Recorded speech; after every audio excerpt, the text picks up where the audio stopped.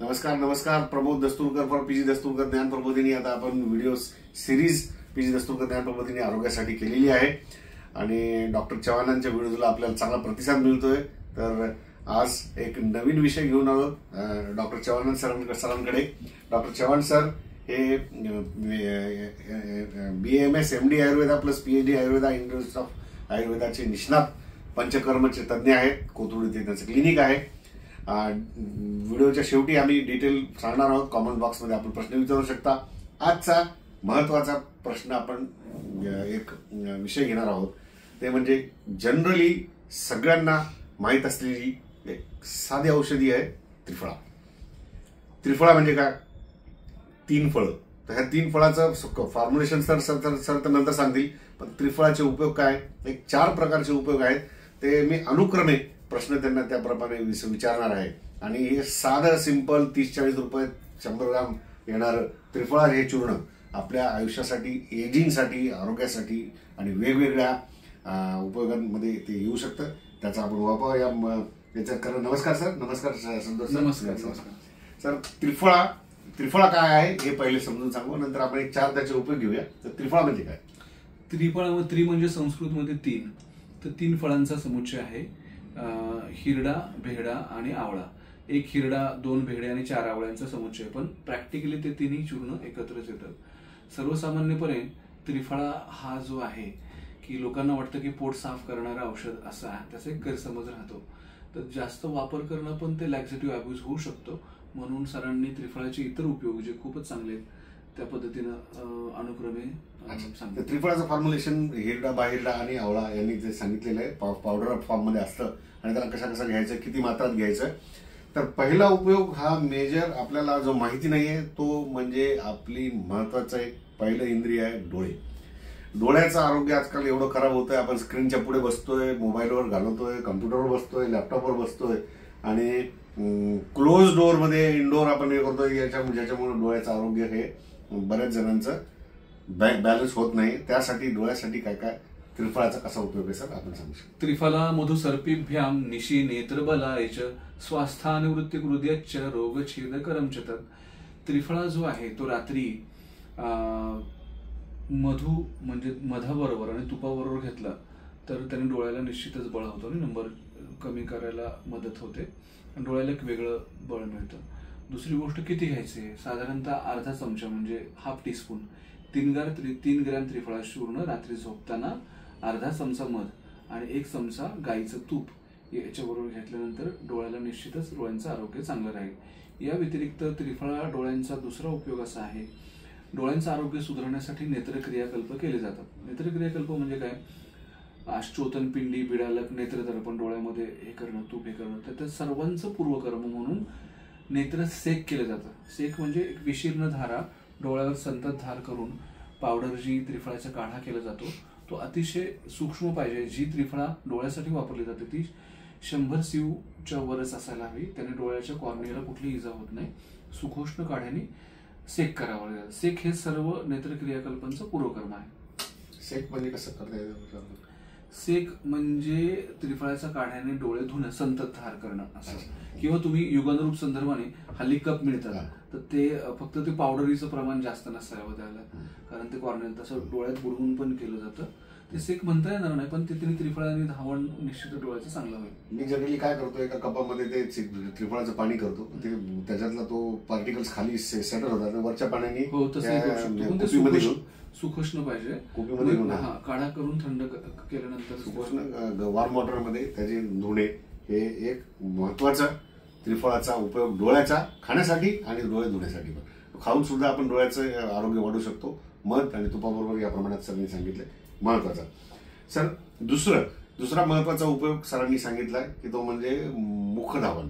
आपल्याला मौखिक आरोग्यासाठी सरांनी मागच्या व्हिडिओमध्ये सांगितलंय की दातासाठी गोडरस, मुखासाठी आपल्या कधीच धुण्यासाठी कामाचा नसतो. त्याच्यात त्यांनी तुरट आणि खारट ही 2-3 बाकीची रसक आणि कडू आणि तुरट रसच दाताच्या आरोग्यासाठी, आपल्या मुख आरोग्यासाठी कामाचा असतो.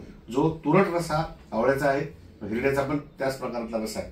तर हे धुण्यासाठी त्रिफळा कसा मुख शुद्धीसाठी? केवळ मुख धावनच असं नाही की मागच्या गंडूशाच्या व्हिडिओमध्ये सांगितलं बोलण्याकराच्या, केवळ मुख धावन असं नाही व्रणाचं धावन म्हणजे वुंड जर झाली असेल तर त्रिफळा काढा गरम करून त्यांनी वॉश केलं जातं वुंड. याच्या व्यतिरिक्त ज्यांना स्त्रियांना योनी धावन पण केलं जातं, ल्युकेरिया होत असेल तर त्यांनी असं शालन इफेक्ट जो आहे तो त्रिफळाने निश्चितच चांगला होतो. म्हणजे जखमा बरं होण्यासाठी त्रिफळाचा उपयोग निश्चित आहे. या व्यतिरिक्त अजून एक उपयोग आहे स्थौल्यनाशक. त्रिफळ नियमाने घेतल्यानंतर आपण त्याच्यावरच फोकस करूया. मुखाचं कसं आहे? मुखाला निश्चित मागच्या वेळेस सांगितलं तसं सांगितलं ना की त्रिफळाचा काढा करून तोंडामध्ये फिरवायचं, गोळ्या करायच्या 5 मिनिटं, ज्याच्याने त्या रस आपल्या त्याच्यात हे करून नाही तोंडाचा जो चिकटपणा आहे तो पूर्ण निघून जातो. मेन म्हणजे गंडूस क्रिया, माउथ क्लिनिंग, बॅड ब्रीथ हे सगळं रिमूव्ह करण्यासाठी आपण हे मुखाच्या याच्यासाठी वापरतो. तर आता सरांनी याच्यामध्ये आज ॲडिशनल माहिती दिली. कुठल्याही प्रकारची जखम धुण्यासाठी पण आपण त्रिफळा वापरू शकतो. आता तिसरा उपयोग, पहिला डोळ्याचा झाला, दुसरा मुखाचा झाला आणि तिसरा त्रिफळाचा तिसरा उपयोग हा सरांनी सांगितलाय तो वात कफ पित्त बॅलन्स करणे. आता वात कफ पित्त आहे मॉडर्न मेडिसिन मध्ये नाहीच आहे, पण त्याला आपल्याला आता सगळ्यांना जाणीव झाली आहे. शासनाने सुद्धा कायदा पास केलाय की प्रत्येक ॲलोपॅथिक इन्स्टिट्यूट्समध्ये आयुर्वेदाचे प्रेझेन्स आणले. तर या वात कफ पित्त दोषासाठी त्रिफळा कसा वापरता येईल संतोष सर? नाही ऍक्च्युली तिन्ही द्रव्ये त्रिदोष शामक आहेत. त्रिदोष शामक म्हणजे स्वास्थ्यासाठी तिन्ही दोषांचं समांतर किंवा बॅलन्स असणं गरजेचं राहतं.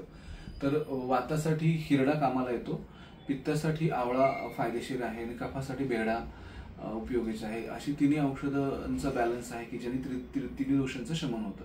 त्यासाठी रसायनासाठी, आता रसायनाशी विषय आपण बोललो की अँटी एजिंग म्हणून त्रिफळाचा निश्चितच चांगला फायदा होईल हे त्रिदोष शामक असल्यामुळं. आणि तिन्ही तशी अँटीऑक्सिडंट म्हणून प्रोवन आहेत की बऱ्याच वेळा तुम्ही रिसर्च आर्टिकलमध्ये बघितलं असेल हिरड्यांचा फायदा आहे आणि आवळ्याचा आहे. बेहड्याचा इतका उपयोग सापडत नाहीत, पण तिन्हीचा जो बॅलन्स आहे तो निश्चितच त्रिदोष शामक आहे. अच्छा, म्हणजे आता हे तुम्ही म्हणता सर आवळा, बाहेरडा आणि हिरडा या तिघांचं संयोग हे त्रिफळ आहे, बरोबर? आता या तिघांचं संयोग मिळून हे जे फ्री रॅडिकल अब्झॉर्ब करणारं द्रव तयार होतं, ते द्रव आपण पोटात घ्यायचे. आता कशा प्रमाणात आणि कधी घ्यायचं? अशी कुठली रसायन औषधं जसं मी पूर्वी सांगितलं की रिकामी पोटी घ्यावी.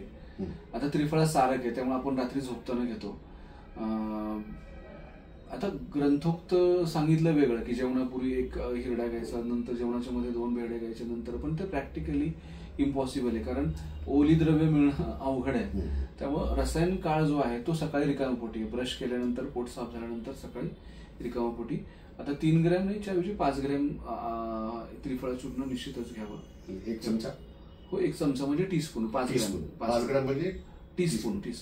आणि अर्धा चमचा म्हणलं तर 3 ग्राम कारण सारक टाळणं किंवा अर्जन्सी चुकून आली तर 3 ग्रॅम घेणं निश्चितच चांगलं आहे सकाळच्या वेळेस. ॲव्हरेज हेल्दी माणसाला सुद्धा हे घेता येईल आणि इट इज हेल्दी.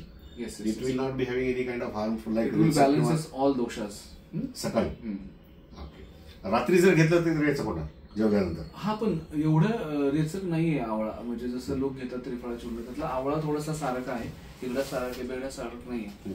पण खूप जास्त प्रमाणात घेतलं तर होणार 10 ग्रॅम किंवा 20 ग्रॅम. तर डॉक्टरांनी अजून एक महत्वाची गोष्ट सांगितली आहे की मेद कमी करणे, स्थूलता कमी करणे याचाच पण त्रिफळाचा उपयोग सांगा. खूप असं एकदम म्हणजे असं एकदम इन्स्टंटेनियस फरक नाही पडत, पण नित्य नियमाने तुम्ही रात्री जर घेत असाल स्वप्न काळामध्ये तर साधारणतः 1 ते 1.5 किलो महिन्यामध्ये 1 महिन्यामध्ये वजन निश्चितच कमी होतो. वॉटर रिटेन्शन ज्यांच्या जास्त आहे त्याला अजून 2-3 किलोचा फायदा होऊ शकतो, पण 1 ते 1.5 किलोचा फायदा होतो. ऍक्च्युली कुठल्या ग्रंथात उल्लेख नाही, पण व्यवहारानुसार किंवा जे अनुभवाने मिळाले तर त्रिफळाचा उपयोग निश्चितच वजन कमी करायला होतो. आणि कोलेस्ट्रॉलसाठी सर काही? कोलेस्ट्रॉलसाठी निश्चितच हिरडा जो आहे, बाळ हिरडा, तर प्रोवन आहे रिसर्च आर्टिकलमध्ये. त्यांनी कोलेस्ट्रॉल निश्चितच LDL VLDL निश्चित काम होतं, HDL वाढतं, हाय डेन्सिटी, जे चांगलं कोलेस्ट्रॉल आहे शरीरात. डॉक्टरांनी सर्वात महत्वाची गोष्ट सांगितली सर की बाहेरडाने कोलेस्ट्रॉलचं LDL HDL आणि ट्रायग्लिसराईड. LDL VLDL कमी होतं, HDL वाढतं, ट्रायग्लिसराईड पण कमी होतं. या सगळ्यात महत्वाची गोष्ट बाहेरडाची याची त्रिफळामध्ये आहे ही फार मोठी गोष्ट आहे की लोक आजकाल परेशान झाले, पंचकर्म करतात, 10 दिवस ऍडमिट होतात, कोलेस्ट्रॉलच्या मेटाबॉलिझम पण करेक्ट करतात ते. अच्छा, त्या दृष्टीने हे त्रिफळाचा एक अजून नवीन उपयोग डॉक्टरांनी सांगितला की जे LDL VLDL आणि HDL याच्यावर बॅलन्स करणे आणि याचा उपयोग हे सांगितलं. तर आता सर दुसरं एक शेवटचा चौथा म्हणा आता पाचवा झालाय बोलता बोलता त्रिफळाचा उपयोग म्हणजे केशशुद्धी आणि आंघोळीमध्ये किंवा त्वचेसाठी त्याचा कसा वापर होता? ऍक्च्युली आंघोळीसाठी काय फारसा फायदेशीर नाहीये. हा, ज्यांना जखमा असतील नित्यनेमाने त्यांनी करावं, त्रिफळाने धावन करावं किंवा शरीरावर पुरळ येत असतील त्यांनी करावं. पण केश धावण्यासाठी उपयोग आहे, कारण तसे आवळा अभ्यंतर पोटातून घेतलं तरी केशचे फायदे होतात. हेअर ग्रेइंगला अतिशय चांगला फरक पडतो. काही जण जे बेस असतो ह्याचा शॅम्पूचा जो बेस आहे त्याच्यामध्ये त्रिफळा एक्स्ट्रॅक्ट टाकतात. त्यामुळे धावण्यासाठी instead of using any other herbs ते जनरली त्रिफळाच टाकतात, कारण त्यांनी वॉशिंग इफेक्ट चांगला होतो. आणि निश्चित बाकी केमिकलपेक्षा केश धावण्यासाठी म्हणजे केश धुण्यासाठी त्रिफळाचा निश्चितच चांगला फायदा होतो. म्हणजे त्रिफळाचं भिजवलेलं पाणी घेऊन चांगलं पाणी काढून हा, पण ते एक्स्ट्रॅक्ट घ्यायचं एक्स्ट्रॅक्ट पद्धतीने, कारण ते कसं फंगस चढेल.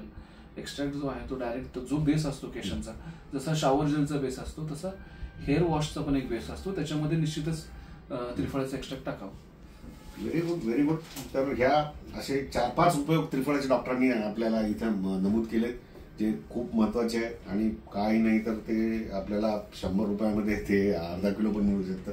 अशा आयुर्वेदिक दुकानामधून त्याचा आपल्याला खूप मोठा फायदा रोजच्या जीवनासाठी, एजिंगसाठी होऊ शकतो. डॉक्टर संतोष चव्हाण कोथरूडमध्ये यांचं क्लिनिक आहे. काही वाटत आलं तुम्हाला तर कृपया कमेंट बॉक्समध्ये लिहा, डॉक्टरांना प्रश्न विचारा, ते आपल्याला उपलब्ध असतील. नमस्कार.